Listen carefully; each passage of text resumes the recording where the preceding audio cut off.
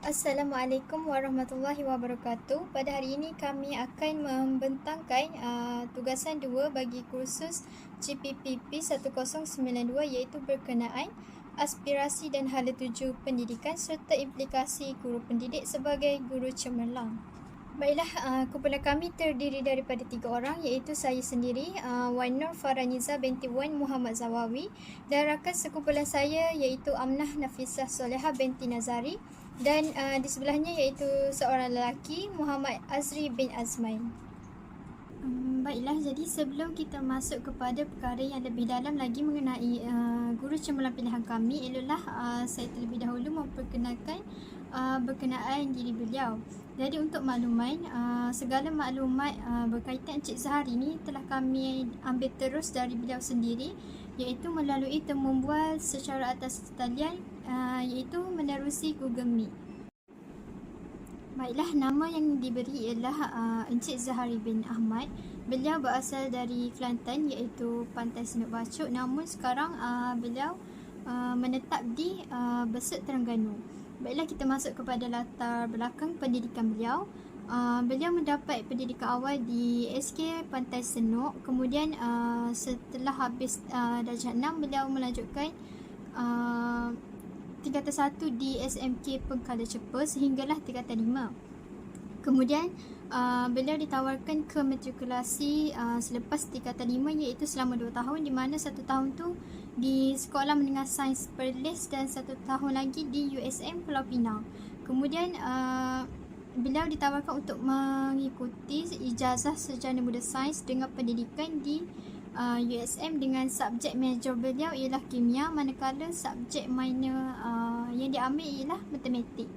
Dan setelah tamat pengajian tu, beliau telah ditempatkan di Sekolah Menengah Vokasional Besut pada tahun 1991 sehinggalah 2003. Jadi bermula dari sinilah kerjaya beliau sebagai seorang guru tu bermula. Kemudian bagi meningkatkan profesionalisme sebagai seorang guru ni, jadi beliau membuat keputusan untuk menyambung pelajaran pada peringkat sarjana iaitu master di UM selama 5 tahun, selama setahun. Beliau juga telah mengikuti kursus kepengetuaan selama 1 tahun dan telah mendapat CJ dan diploma kepengetuaan. Setelah tamat pelajaran dan kursus tu, beliau kemudiannya ditempatkan di sekolah semula dan dinaikkan pangkat menjadi guru kanan mata pelajaran di SMK Bukit Bayong sekitar tahun 2007 hingga tahun 2010. Kemudian beliau berpindah lagi ke sekolah SMK Wataniah selama 3 bulan dan kemudian beliau ditawarkan untuk menjadi pensyarah di IPG kampus Sultan Mizan dalam bidang kimia selama 3 tahun. Namun disebabkan beliau sedar bahawa minat dia ni adalah untuk mengajar pada peringkat sekolah, jadi beliau telah membuat keputusan untuk berpindah ke sekolah semula, di mana beliau telah ditempatkan di SMK Kuala Besut sebagai guru penolong pada awalnya, dan setelah 3 bulan bertugas beliau dinaikkan pangkat sebagai guru ketua bidang di SMK Putra. Dan pada 2015 beliau telah ditawarkan menjadi guru penolong kanan HAM di SMK Tengku Mahmud. Dan bermula dari tahun 2015 hingga Jun 2018, beliau kemudiannya ditawarkan untuk menjadi pengetua. Jadi dari sinilah tugas beliau sebagai pengetua bermula. Dan akhir sekali sekarang ni beliau bertugas di SMK Seri Nering bermula pada 2018 hinggalah kini, dan beliau akan berpensiun pada tahun 2025.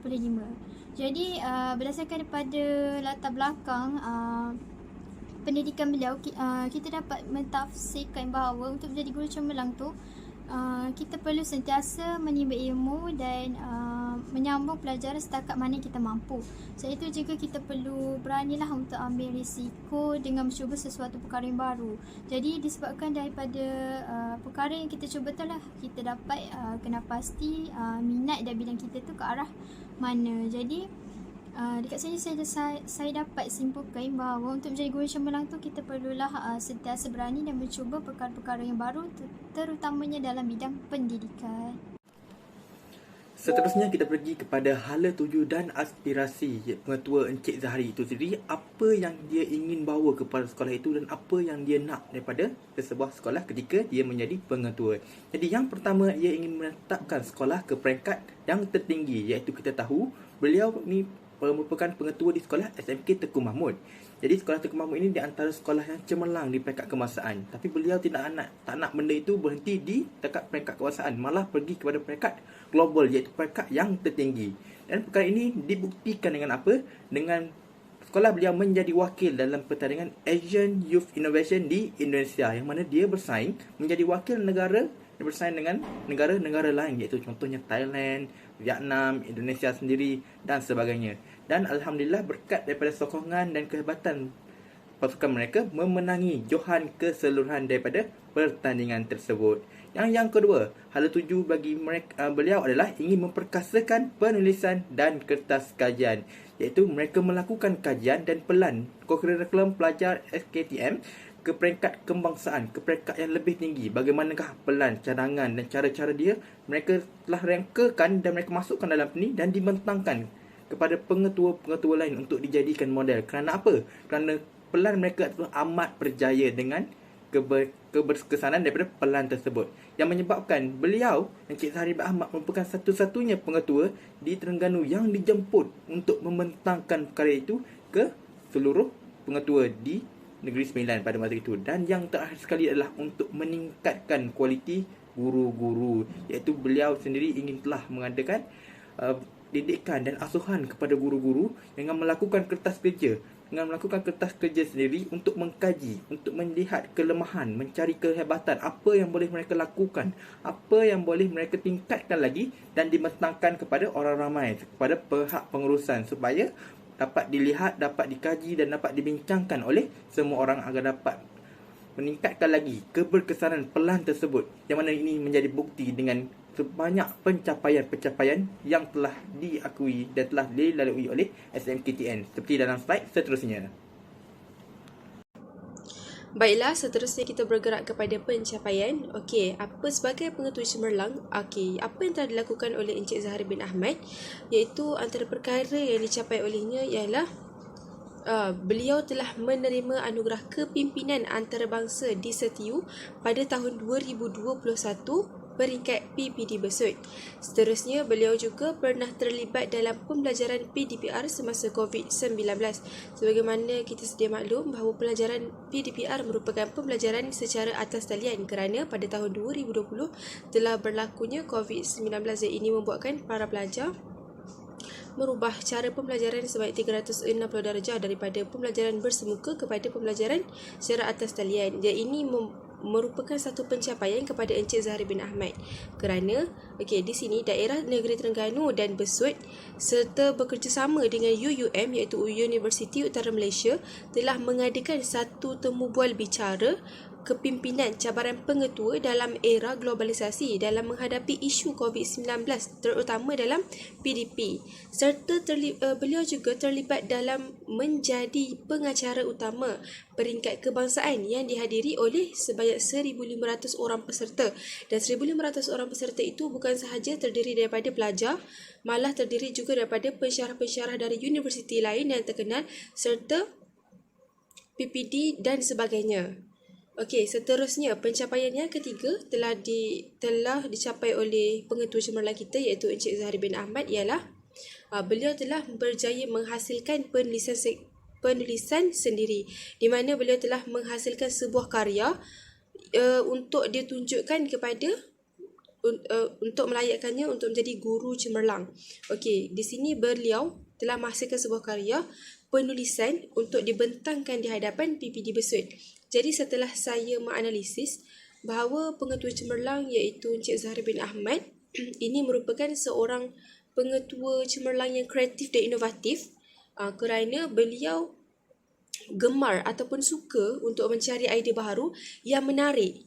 Contoh macam beliau menghasilkan sebuah karya penulisan untuk ditunjukkan kepada PPD dan peringkat yang peringkat yang tinggi. Jadi beliau berusaha untuk mencari idea baharu yang menarik dalam kaedah dan teknik pengajarannya serta mampu membuat perubahan yang sesuai dengan perkembangan semasa. Contoh perkembangan semasa tu seperti isu sekarang lah COVID-19.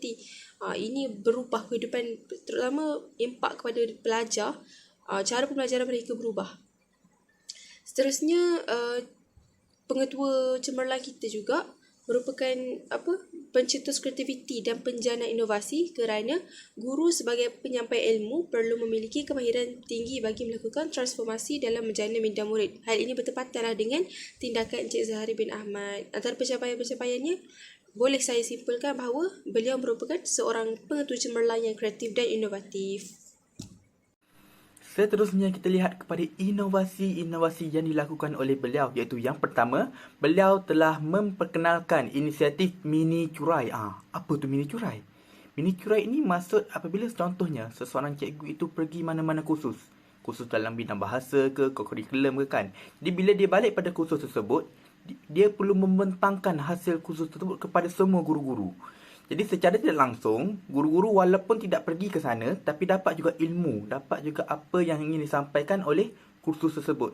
Secara tidak langsung juga ia dapat meningkatkan kualiti guru-guru. Hanya seorang je yang pergi, tapi yang dapat manfaatnya semua guru-guru di sekolah itu. Jadi perkara ini kalanya dibuat oleh ketua subjek ataupun ketua jabatan, guru ketua subjek itu, dan dimentangkan kepada anak-anak buah mereka bahawa mereka dapat memperkenalkan. Contohnya bila kita tahu sekarang ini ada sistem peperiksaan yang baru, maka dibentangkan cara penandaan, dibentangkan cara cari markah dan sebagainya. Jadilah itu apa yang diperkenalkan oleh Tuan Encik Zahari sendiri. Dan seterusnya dia memperkenalkan juga satu lagi, bila berlakunya pandemik COVID-19, dia memperkenalkan e-curai. E-curai ni apa? E-curai ni kita boleh katakan sebagai kesinambungan daripada ini curai itu tersebut. Jadi bila COVID-19 kita tak boleh buat meeting segala kan. Jadi biasanya kita akan beralih kepada internet, iaitu kita terlahirlah e-curai. Jadi di sini dia biasanya menggunakan Google Form dan juga kita boleh katakan Google Meet untuk mereka boleh katakan mengkongsi ilmu apa yang mereka dapatkan. Dan Google Form ini juga biasanya mereka memperkenalkan, kita kata letakkan sebagai apakah laporan daripada kursus tersebut. Mereka letakkan di situ, jadi menyebabkan mereka boleh memperkenalkan, boleh mengkongsi ilmu mereka walaupun tanpa berhadapan. Jadi walaupun pihak pengurusan ataupun mana-mana cikgu yang tak pergi pun masih boleh lagi berkongsi ilmu, mendapat ilmu daripada orang yang pergi itu. Dan yang seterusnya, dan yang ketiga adalah kehadiran. Dan salah satu kebaikan yang beliau bawa adalah mereka antara sekolah pertama di Besut ataupun di Terengganu sendiri yang mengambil atau mengamalkan kehadiran, iaitu bukan sahaja dalam persekolahan dan sebagainya, tetapi juga dalam bidang co-curriculum. Kenapa? Kerana mereka mengetahui bahawa kalau kita guna manual punca yang bergaris ataupun tanda-tanda punya kan, right, semua itu boleh ditipu. Semua itu boleh dilakukan. Boleh suruh tolong member buat dan sebagainya kan. Tapi apabila kehadiran ini, dia memerlukan email, memerlukan kita kata pengesahannya sendiri, verify account dan sebagainya. Jadi email itu tak boleh digunakan sebanyak kali. Jadi satu email untuk satu pengguna. Jadi ini adalah lebih inisiatif yang dilakukan supaya tidak ada berlaku penipuan. Supaya pelajar itu dapat datang ke co-curriculum, ke sekolah supaya tiada penipuan. Okey. Jadi kita teruskan kepada slide seterusnya. Okey, seterusnya kita tengok sumbangan beliau sepanjang beliau menjadi guru atau pengetua cemerlang. Sebenarnya ada banyak sumbangan beliau, namun dekat sini saya hanya fokuskan kepada dua sumbangan beliau, iaitu yang pertama, pada tahun 2017 beliau telah melakukan satu pembentangan kertas kerja berkenaan leadership, iaitu kepimpinan di Universiti Surabaya, Indonesia. Jadi semasa pembentangan kertas kerja ni, beliau merupakan satu-satunya wakil pengetua dari negeri Terengganu yang melakukan pembentangan tersebut, dan pembentangan tersebut telah mendapat anugerah The Best Paper Award. Jadi berdasarkan sumbangan beliau melalui pembentangan tu, kita dapat analisiskan bahawa beliau ni seorang guru yang cemerlang, di mana beliau mempunyai kepakaran dalam bidang beliau sendiri. Jadi seperti yang saya katakan tadi, beliau telah menerima Best Paper Award.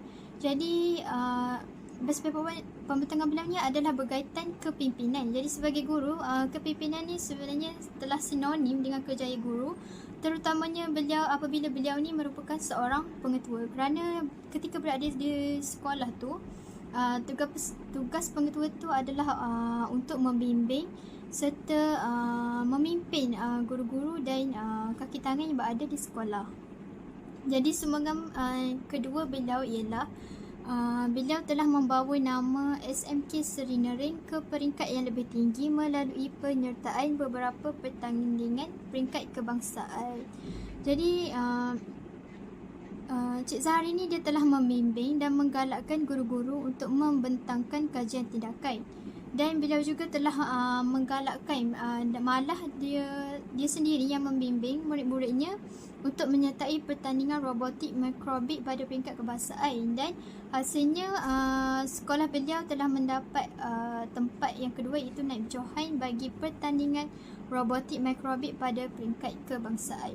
Jadi melalui sumbangan beliau ini kita dapat lihat yang Cikgu Zahari ini merupakan seorang guru yang cemerlang, di mana beliau mempunyai komitmen yang tinggi sebagai seorang guru. Beliau seorang yang berdedikasi dan sanggup membantu pelajar-pelajar dia tu untuk mencapai kejayaan, tidak kiralah kejayaan tersebut sama ada dalam bidang kurikulum ataupun co-kurikulum. Dan dia juga malah bersama-sama dengan guru-guru tu bersama-sama bekerjasama dengan guru bagi meningkatkan nama dan imej sekolah mereka.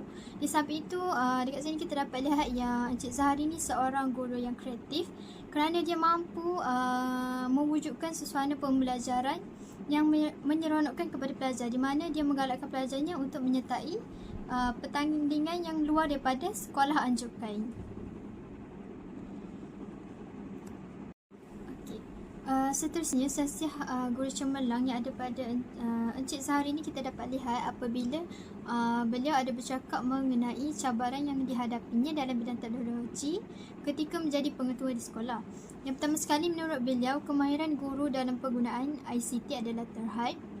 Guru berperanan penting dalam menguasai ilmu ICT supaya guru juga dapat meningkatkan penggunaan ICT dalam kalangan pelajar. Jadi sebagai penyelesaiannya, Encik Zahari telah menghantar guru-guru ke kursus untuk mempelajari ICT.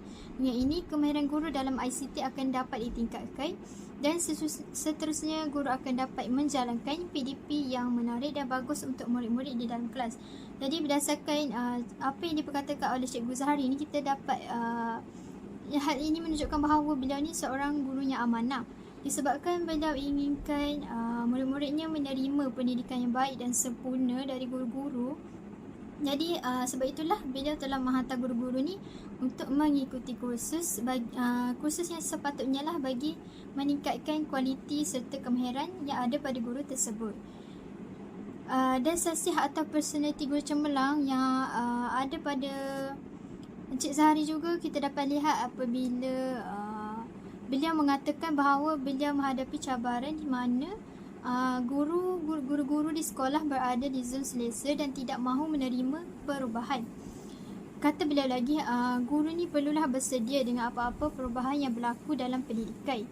Contohnya ketika COVID-19 wujudnya pembelajaran di rumah secara atas talian, iaitu PDPR. Hal ini menunjukkan bahawa di mana Cik Zahari ni seorang guru yang mempunyai fikiran serta sikap kesediaan sebagai seorang guru. Oleh sebab itulah saya katakan bahawa beliau merupakan seorang guru yang cemerlang. Jadi berdasarkan cabaran yang berlaku ni, beliau juga ada memberi solusi, iaitu dengan guru perlulah melakukan house training bagi mempelajari penggunaan pelantar pembelajaran dan mempraktikkannya ketika PDPR berlangsung.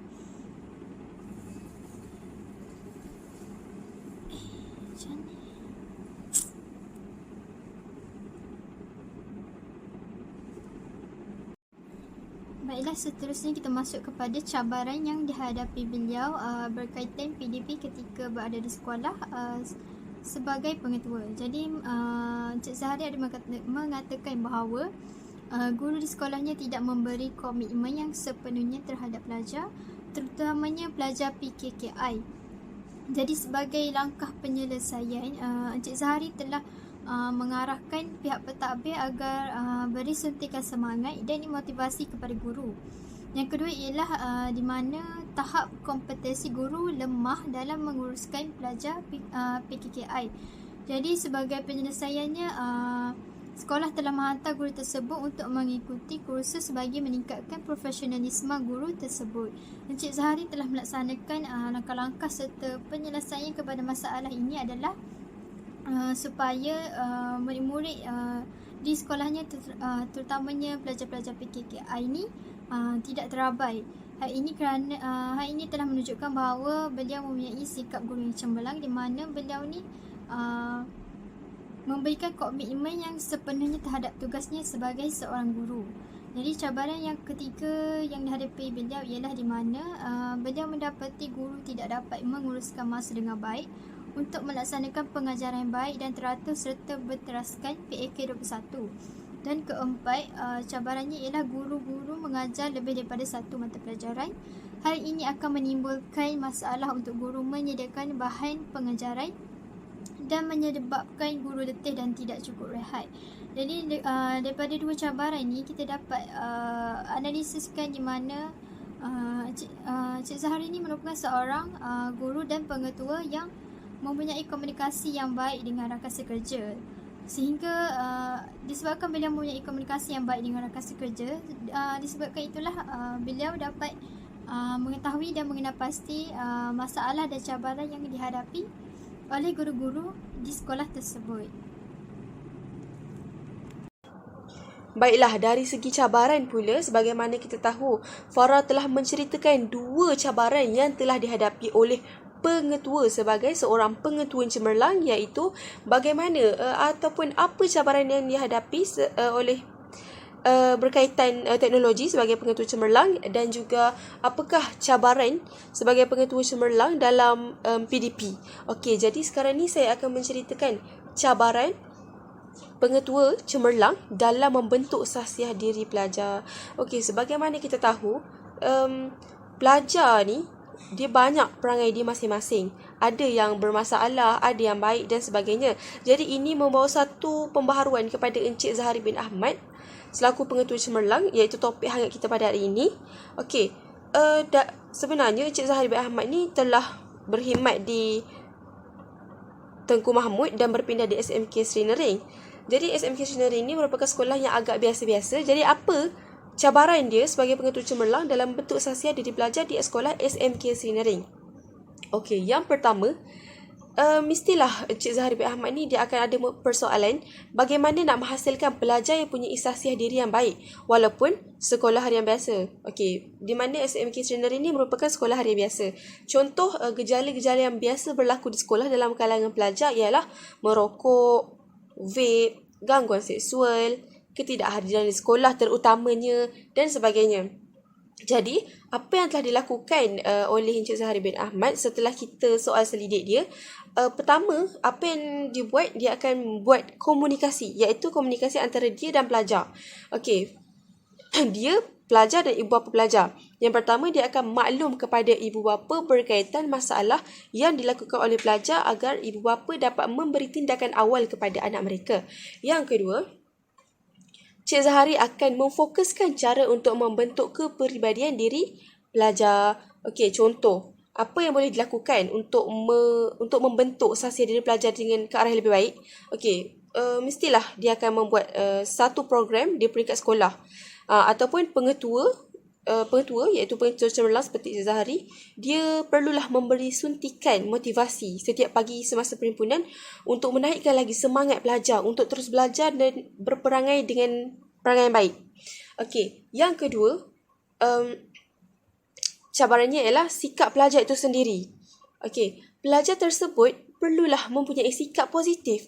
Contohnya, bertanggungjawab, menepati masa, berpakaian kemas, bersopan santun, beradab dan mempunyai semangat untuk belajar. Jadi kalau pelajar tu sendiri tidak ubah nasib dia, bagaimana cikgu yang lain ataupun pengetua cemerlang ataupun guru cemerlang akan menolong dia? Jadi yang keduanya, pelajar itu sendiri perlu ubah nasib dia, sikap dia untuk belajar dengan lebih gigih, untuk menjadi pelajar yang cemerlang.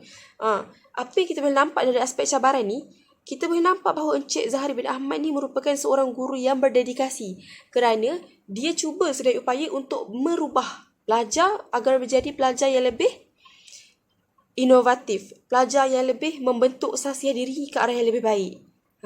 Okey.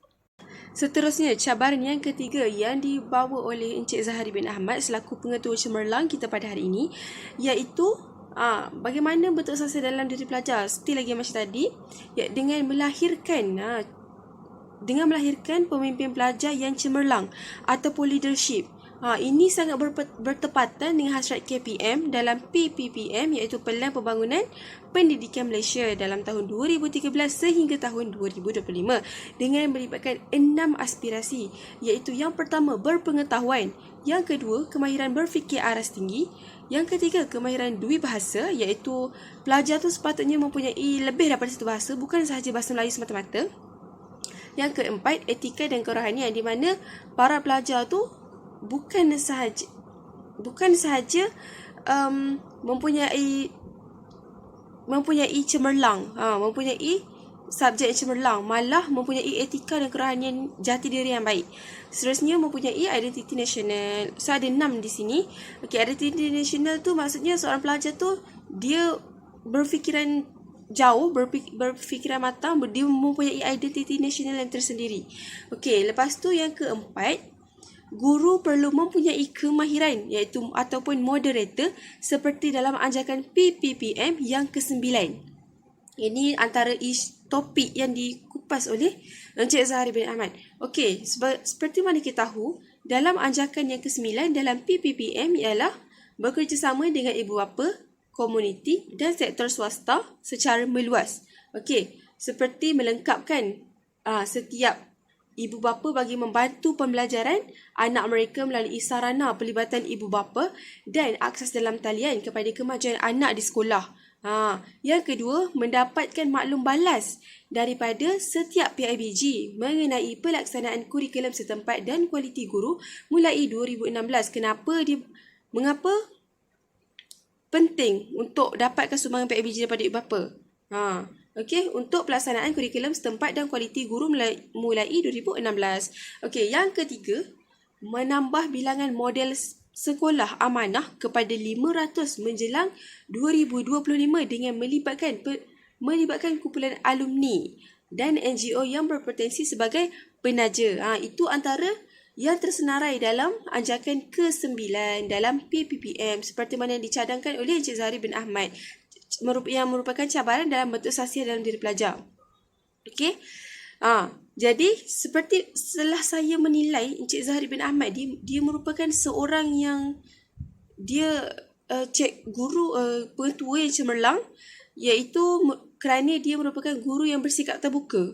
Bukan sahaja mengajar, namun dia bijak dalam dan berkemahiran dalam bekerjasama dengan pelbagai pihak yang lain agar dapat mencapai hasrat seperti yang terdapat dalam PPPM. Terima kasih. Baiklah, seterusnya berikut merupakan tips pengetua cemerlang. Tips ni khas daripada Encik Zahari. Okey, yang pertama, untuk menjadi pengetua cemerlang perlulah menepati syarat. Menepati syarat kelayakan, iaitu cukup tempoh untuk memohon, dan syarat-syarat umum yang lain, contohnya macam sah jawatan, telah dinaikkan pangkat ke grade semasa, tidak layak memohon jika sedang memangku, bebas tindakan tata tertib iaitu tidak membuat kesalahan sepanjang menjadi guru atau pengetua, lulus tapisan keutuhan SPRM, telah isytihar harta, markah prestasi sekurang-kurangnya 80% untuk 3 tahun kebelakangan. Okay, serta mendapat sokongan ketua jabatan. Seterusnya, tips yang kedua ialah sumbangan di peringkat sekolah, negeri, kebangsaan dan antarabangsa. Okay, kalau kita tahu kan, kalau kita nak jadi guru cemerlang, mestilah kita kena banyak menyumbang untuk membuktikan bahawa kita layak untuk menjadi pengetua cemerlang. Okay, yang kedua, kita sebagai guru cemerlang, pengetua cemerlang, jangan lupa untuk simpan semua sijil-sijil sumbangan penyertaan di pelbagai peringkat untuk didokumentasikan. Okey, sebagai bukti untuk sumbangan. Paling penting, kemenjadian murid-murid cikgu sendiri dari aspek peningkatan dalam peperiksaan, pencapaian murid dalam pertandingan dan sebagainya. Walaupun seseorang guru tu terlibat dengan pelbagai aktiviti, tetapi kebajikan murid juga jangan kita abai. Okey, juga sumbangan sebagai ketua panitia, JU daerah, JU kebangsaan, panel-panel KPM, semua tu ada kreditnya. Seterusnya, tips yang ketiga ialah anugerah ataupun pencapaian dalam profesyen keguruan. Okay, sekiranya cikgu-cikgu pernah mendapat apa-apa anugerah, contohnya macam guru inovatif, ikon dan sebagainya, mohonlah sebagai guru cemerlang ataupun pengetua cemerlang. Okay, jadi kerana ini antara kredit yang terbesar untuk berjaya. Okay, itu antara pendapat peribadi Cikgu Zahari yang beliau kongsikan kepada kita. Okay, seterusnya, hasil penulisan. Sebagaimana yang telah Encik Zahari buat, kan? Okay, jadi hasil penulisannya ialah sekiranya cikgu-cikgu ada menghasilkan apa-apa bahan penulisan impiah. Sekiranya cikgu-cikgu ada menghasilkan apa-apa bahan dalam penulisan ilmiah, simpan. Seorang cikgu tu perlulah simpan untuk menjadikan sebagai evidence. Okay, contohnya macam modul, buku kerja, laman blog, YouTube channel, bahan-bahan ceramah yang cikgu hasilkan sendiri, karya cikgu. Okay, seterusnya hubungan dengan rakan sekerja yang macam kita dah bincang dalam cabaran tadi. Okay, hubungan dengan rakan sekerja. Jadi, pemantau akan turut bertemu dengan rakan-rakan sejawat jika kita temu duga. Okey, jadi kita sebagai guru yang cemerlang, kita perlulah membina satu rangkaian ataupun hubungan yang positif, ikhlas kerana kita nak menjalinkan hubungan untuk kita mencari pengalaman. Kalau orang tu dah ke arah yang tinggi, jadi apa salahnya bila kita berhubungan dengan orang yang lebih pakar, kita belajar daripada dia untuk cara-cara menjadi guru cemerlang dengan ke arah yang lebih baik. Okey, seterusnya last ni, tips daripada Encik Zahari ni. Inovasi dalam PDPC dan kajian tindakan. Okey.